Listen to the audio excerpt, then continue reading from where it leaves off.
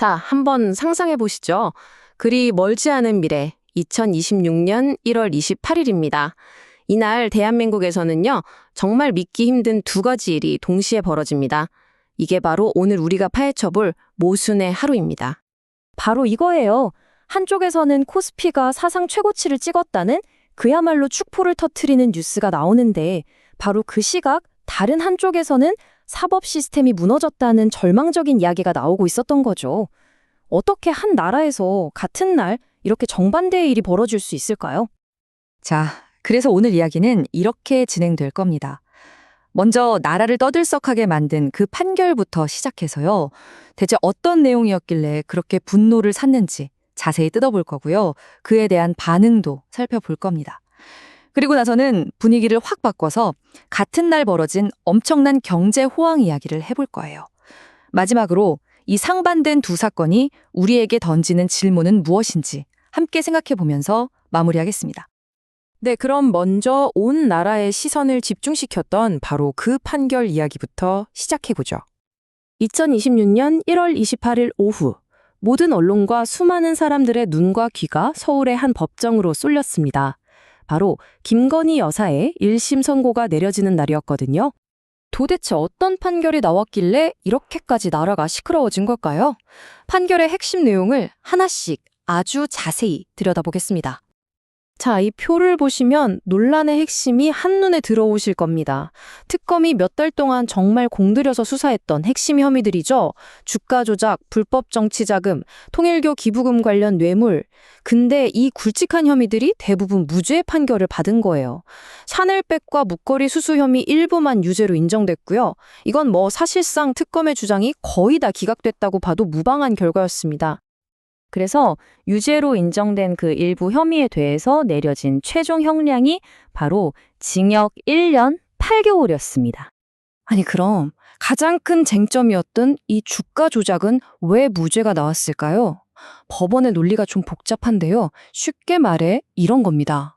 김건희 여사가 주가가 막 오르내리는 걸 보고 이게 좀 이상하다, 시세 조정이 있구나 라고 인식했을 수는 있다. 하지만 좋아, 나도 이 범죄에 한몫할게 하고 구체적으로 다른 사람들과 역할을 나누고 합의했다는 증거는 부족하다라는 거죠. 정말 아슬아슬한 지점인데 바로 이 차이가 유죄와 무죄를 갈라놓은 겁니다. 그리고 불법 정치자금 혐의에 대한 논리는 더더욱 사람들을 어리둥절하게 만들었습니다. 선거 관련 서비스를 공짜로 받은 게 문제였는데 법원은 그 서비스에 대해 서면 계약서가 없지 않느냐, 그러니 범죄가 아니다 라고 판단한 거죠. 불법적인 행위에 계약서가 없다는 게 오히려 무죄의 증거가 된다. 많은 비평가들이 바로 이 지점에서 고개를 갸우뚱했습니다. 자, 이런 판결이 나오자마자 언론과 특검 쪽에서는 정말 즉각적이고 아주 격렬한 반응들이 쏟아져 나왔습니다. 판결이 나오자마자 터져나온 첫 반응은 한마디로 충격 그 자체였습니다. 한 방송에 나온 논평가는 뒤통수를 몽둥이로 확 후려맞은 것 같았다고 표현할 정도였으니까요. 그만큼 예상 밖의 결과에 대한 당혹감이 엄청났다는 거죠. 비판의 수위는 점점 더 높아졌습니다. 심지어 저건 판사가 아니라 피고인의 변호인 같다는 말까지 나왔어요. 변호인조차도 저렇게 비논리적으로 주장하진 못할 거라면서 판사의 역할 자체에 대한 근본적인 의문을 제기한 겁니다. 그리고 이건 수사를 진행했던 특검의 공식 반응입니다. 상식적으로 납득하기 어려운 논리다. 도저히 받아들일 수 없다면서 이 판결을 바로잡기 위해 즉각 항소하겠다고 못을 박았죠. 자, 이제 숨 한번 고르시고요. 시끄러웠던 법정에서 완전히 빠져나와 보겠습니다. 바로 그 시각 대한민국의 또 다른 곳에서는 전혀 다른 역사가 쓰이고 있었거든요. 분위기가 180도 달라집니다. 5170.82. 이 숫자 기억해 두시면 좋습니다. 이날 주식시장에서 벌어진 모든 일을 이 숫자 하나가 압축해서 보여주고 있거든요. 앞서 이야기했던 법정의 무거운 분위기와는 정말 극과 극이죠. 바로 그날 대한민국 코스피 지수가 역사상 최고치를 갈아치우면서 장을 마감했습니다. 코스닥도 4.7% 넘게 폭등했고요. 이건 단순히 숫자가 오른 걸 넘어서 투자자들이 한국 경제의 미래에 대해 얼마나 엄청난 신뢰와 기대를 품고 있는지를 보여주는 그야말로 상징적인 사건이었어요. 더 놀라운 건 타이밍입니다.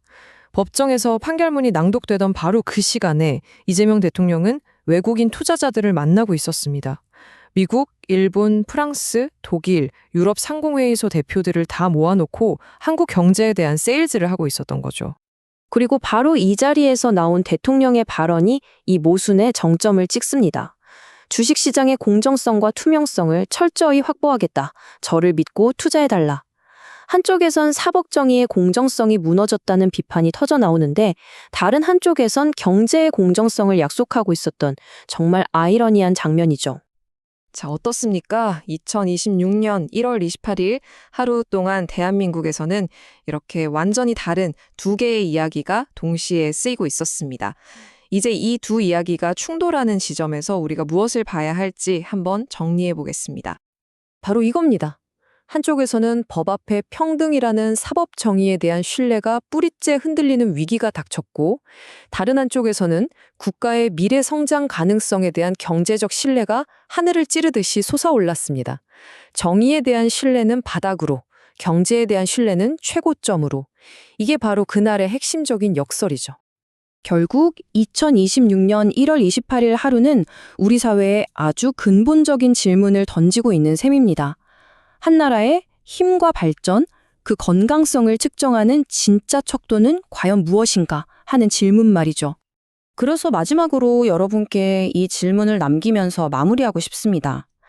한 나라의 경제, 즉 돈에 대한 신뢰와 법과 정의 같은 사회 시스템에 대한 신뢰가 이렇게 정반대 방향으로 달려갈 때 과연 어떤 길이 그 나라의 진짜 미래를 결정하게 될까요? 이것이 바로 모순의 하루가 우리에게 남긴 가장 무거운 숙제일 겁니다.